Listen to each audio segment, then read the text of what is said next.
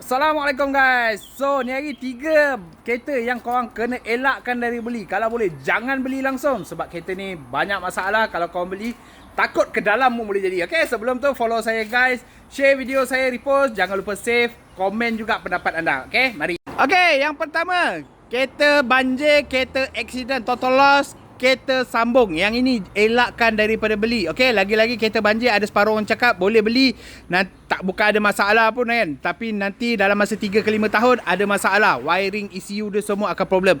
Kereta total loss, kereta sambung ni lagi kalau boleh potong sambung kereta ni banyak masalah. Lagi-lagi kat Puspakom nanti guys. Okey, yang kedua, kereta sambung bayar guys. Yang ini banyak sangat orang buat. Tapi berhati-hati, bermasalah dekat owner lama, bermasalah dekat owner baru. Macam-macam kes kita dapat tahu. Kereta sambung bayar ni tak laku langsung dalam mahkamah. Lagi-lagi kalau berlaku kemalangan, insurans boleh tolak kau punya claim. Sebab dia dapat detect kalau kereta ni ada buat sambung bayar. Even dekat saya pun ada beberapa kes adik-beradik sambung bayar sampai putus saudara sebab isu ni. Okey, tapi jangan risau kalau nama korang blacklist, boleh apply loan dengan saya. Orang blacklist pun boleh dapat loan. Sanjit ada deposit sikit, kita boleh bantu anda guys.